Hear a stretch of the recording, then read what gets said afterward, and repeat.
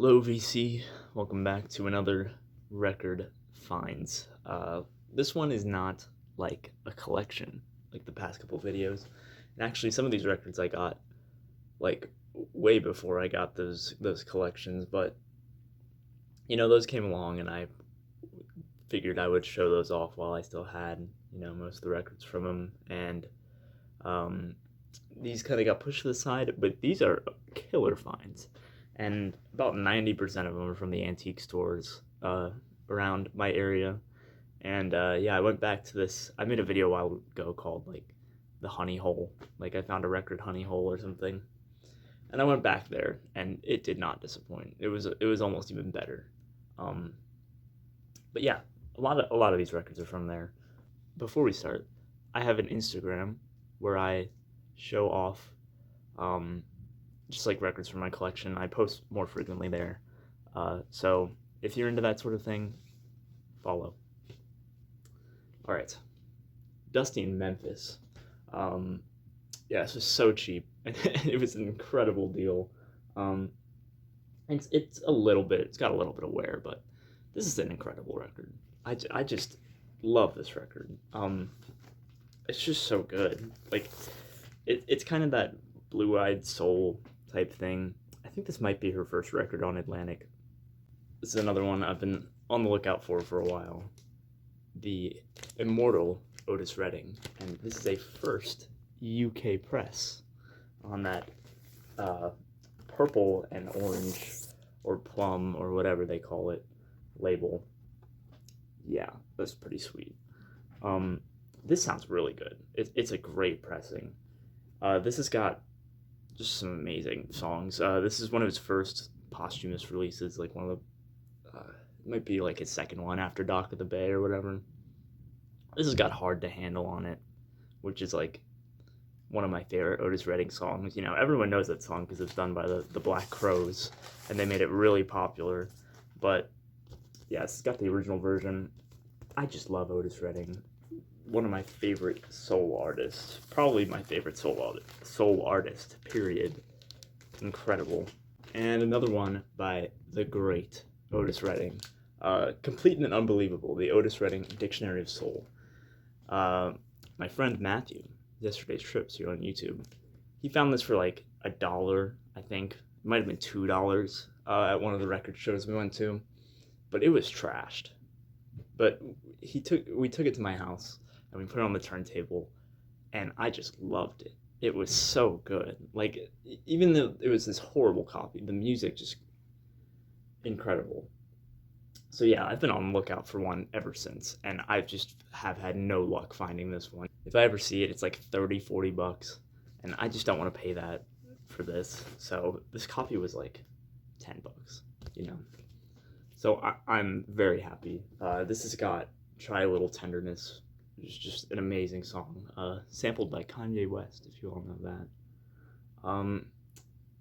Yeah, just an incredible track list, and just so good. I can never ever be disappointed with the Otis Redding record. But unfortunately, this copy's got a bit of a warp. Because if it didn't, it would be so nice. Like it's a really nice copy, but I don't know if I can show you it, but yeah, it's got a bit of a warp. I was very nervous. I didn't notice until I took it in the car. And this is from a vendor where I've actually gotten a few albums that had like little warps in them and stuff. And I was like, gotta check all of his stuff. Because for whatever reason, some of them are warped. Yeah, and this is no exception. Just got a little warp in it, but it plays fine. It has this one loop right at the beginning of the second side, but I don't know if it's worth fixing. But apart from that, it plays so beautifully. Like even with the big warp in it. Yeah, when you fix stuff, sometimes it ruins it. So it's like almost like, should I even try if it plays like mostly fine? I don't know. This is another really cool one. This is a local one. Bill Horn and Double Image, Wizard of ARP. This is like a synthesizer based album. it starts off with a little bit of a disco-y kind of feel, uh, but like good disco. Like it's funky, and then it goes into a Barbra Streisand cover. Not a fan. He sings. It's not great, to be honest. But then it goes into these spaced out, trippy, funky synthesizer tracks, and it's just wonderful. I love the it's like weird spaced out synthesizer music. It's really cool. But yeah, this came out on Baldwin, which is like it's based in Mechanicsburg, Pennsylvania, which is not too far from where I am.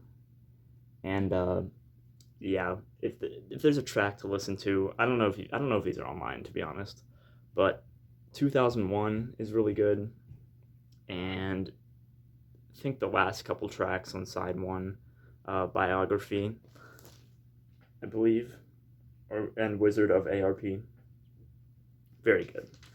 But yeah, trippy spaced out synthesizer for about half the tracks, and the other half are like he's singing some slow ballady type song. It's weird, but yeah, every instrument on this, apart from the drums, is a synthesizer. But it's very cool, and that's definitely sticking around. This one is a very very rare private press record, and I saw it and I was like, wow, that looks really cool. And then I noticed it was sealed, and gave it a little look on Discogs, and I was like, oh wow, yeah, that's definitely one that I'm gonna pick up, especially for the price and a sealed copy. Tropic Sphere by Everfriend. This is like a fusion record. I think it came out in 79 or 7, or this says 80 on the back, on the copyright date. But yeah, I gave it a little sample and I was like, this sounds pretty cool.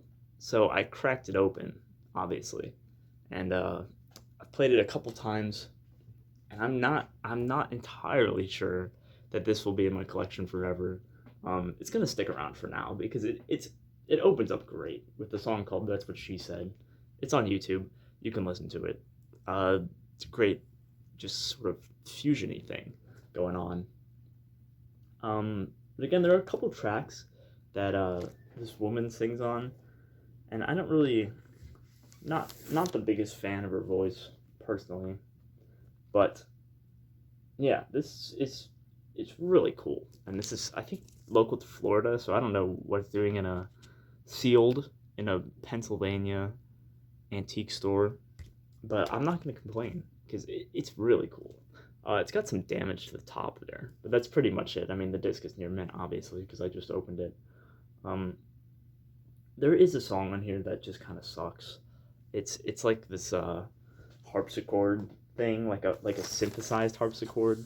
It's weird. I don't know why that's on the record, but it's really cool. On the first listen, I was like, yeah, I'm probably not gonna hold on to this. On the second listen, I was like, this is gonna stay in the collection for a little bit. Maybe if I find something that I need to pay up for, that one will go, but definitely one that's gonna stick around for a while. This is another cool one. Little Bit of Soul by The Music Explosion. This is a garage record. I paid like $3 for this, so I just figured why not. It looks cool, garage rock. It's on Lowry or Lowry or however you pronounce that. Yeah, it's okay. It's got its moments. I really love garage rock, but for me, like garage rock has to have like a certain amount of like fuzz guitar or something, or a certain amount of like psychedelic type feeling. And this is pretty straightforward garage music.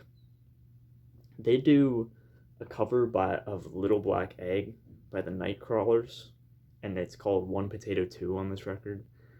I don't know. They do it's like weird stuff like that, and they do a cover of 96 Tears.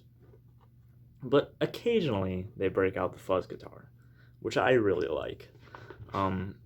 But yeah, not entirely sure this one will be sticking around either, to be honest. But it's a cool record, and it looked cool, and it was, yeah, definitely something that I was going to pick up for $3. Why not?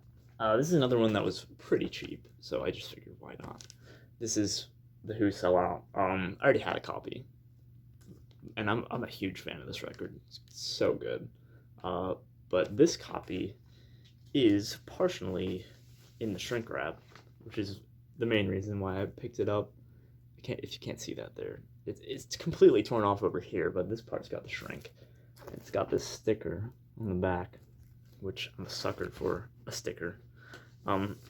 It's not the nicest copy, but it's really not bad at all, and it'll play great. It's like a solid VG. This is a great record. Love it. It's weird, but it's good. This next one was my last online purchase, and I have kind of changed my whole record collecting philosophy. I've been completely avoiding online purchases because it's just not as fun for me. I know, like, sometimes you got to do it. You know, I bought the Dragonfly online, and because sometimes just a really good deal pops up. But I've just stopped looking because that's the only way that I'm not going to buy things. Because, like, you can find such great deals on eBay if you obsess over it in the way I was. Just like checking it whenever you get a chance, you know, having your saved search, all that stuff. I've just stopped looking because I just want to have the money for if I see a record in person that I really want, I can just pay for it, you know, and not have to, like, I don't know, worry about my record budget so much because I was spending a ton on eBay. But this was super cheap. It ended in an auction, and I was like, okay, you know, I'll pick it up for that price. The open mind, it's tough to get your hands on a reissue of this even sometimes, and this is a Sunbeam one. But I took this out, and it was, like, into horrible shape. Like, I was quite shocked. But, yeah, I sent a message, and they were like, wow, I don't know how I missed that. And they gave me a full refund, which was very generous, but, like, it's in really bad shape. Like, shockingly bad. This is a 2008 press, which doesn't have the bonus tracks. But if you don't know this record, this is like $1,000 psych record if you want an original copy. So I figured I'm gonna own a reissue of that because I'm never gonna find one. But really good British psychedelia. Now we're getting into some really, really killer stuff. These ones, for the most part, except for one, were all at that antique store, Honey Hole, and they were just, you know, so cheap, like ridiculous prices. But this is one I saw and I was like, there's just no way. Velvet Underground Nico. Yeah, unfortunately this is a printed banana. It doesn't have the peel. But this is a 1973 press, I believe, on Verve. A really good pressing. It sounds very nice. And yeah, definitely wanted to keep this over my like 2008 reissue, you know. Getting closer and closer to an original copy. Although I do technically have an original copy. It's just trash and doesn't have a cover. But this is in really nice shape. Very, very nice. And yeah, I've been spinning this record a lot recently, just for whatever reason, you know. I absolutely love the Velvet Underground. To me, you gotta listen to this record like 100 times before you get it. But yeah. Oh yeah, someone took a picture of Andy Warhol and taped it to the inside, and I thought that was cool. I decided I would keep it there. But yeah, 1973 repress, pretty cool. Gonna find an original one day, and it will be very cheap. It'll happen. I can feel it. You know, this is a record that I've been holding out for a nice, cheap copy for a long time. Very cool. This one made my jaw drop. When I flipped past this, I just absolutely could not believe it. This is the last one that I needed from their discography. White Light, White Heat. This is an original West Coast press. You can see the tattoo cover there, or the flag, or whatever it is. I think it's a tattoo on someone's arm. I don't know, but yeah, you can kind of see it there. But this is an original 1968, 67 press. Yeah, in an antique store. Ridiculous. Um, this one even ventures more into the avant-garde realm.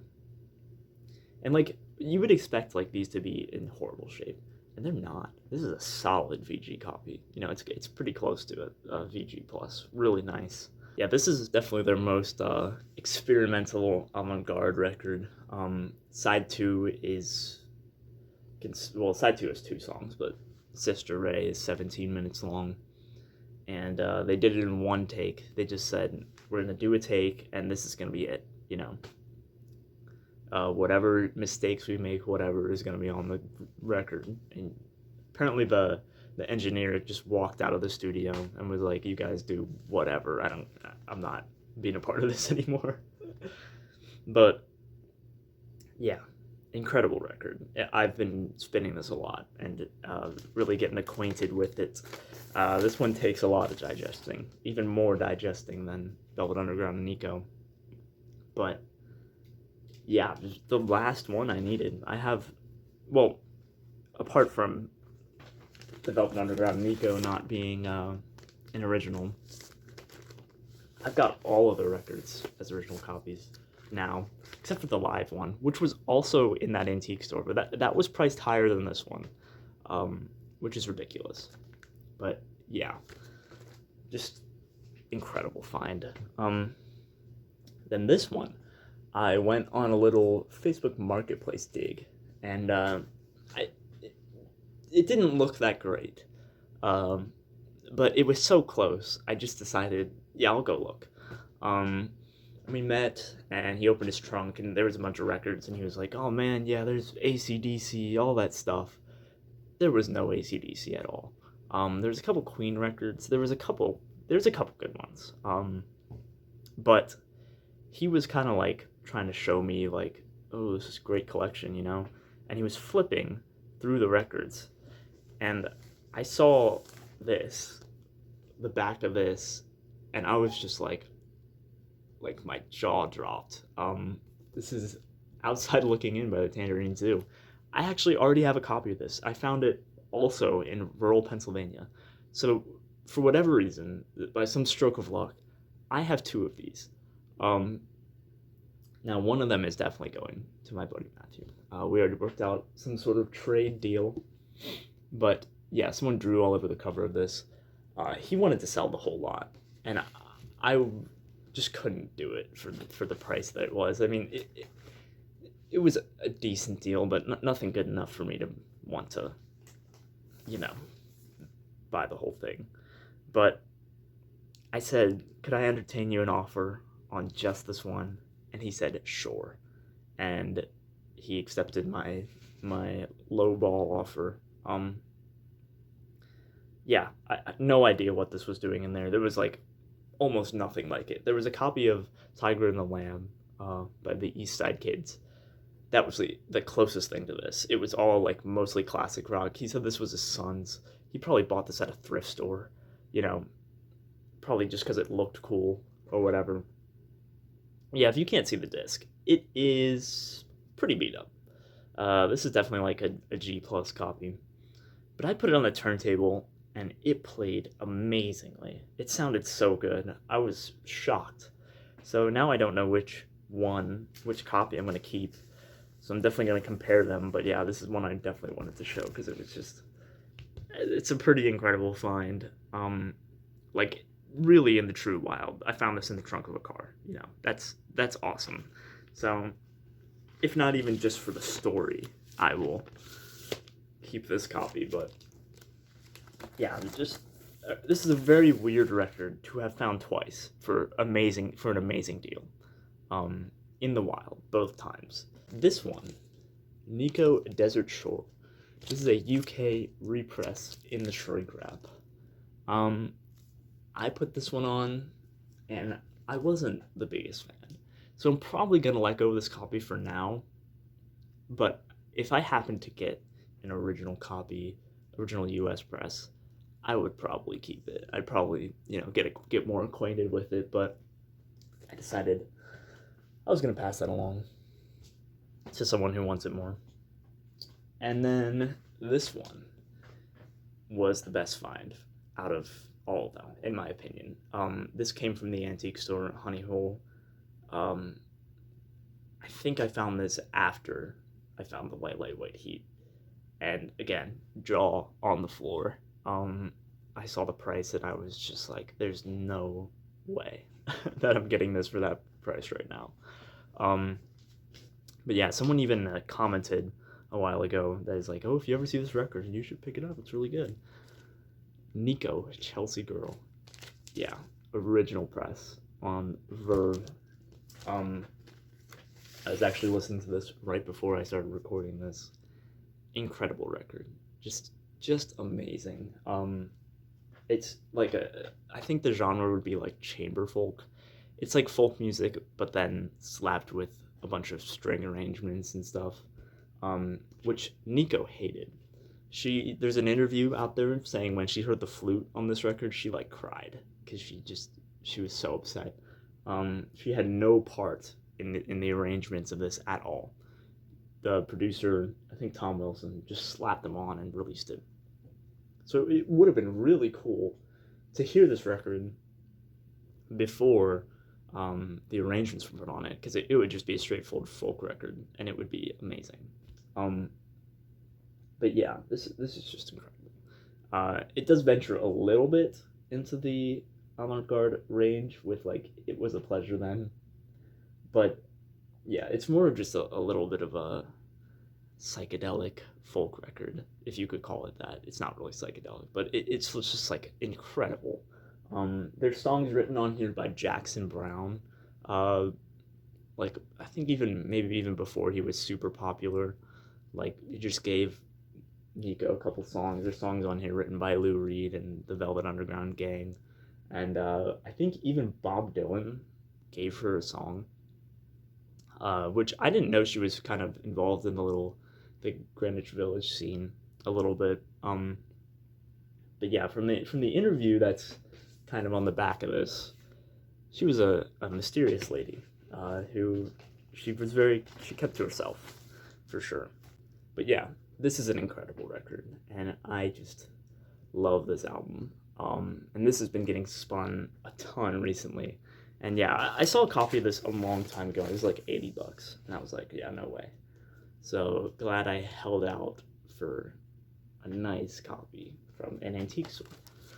And yeah, that'll be all the finds as of recently. Finally caught up, which is wonderful. But yeah.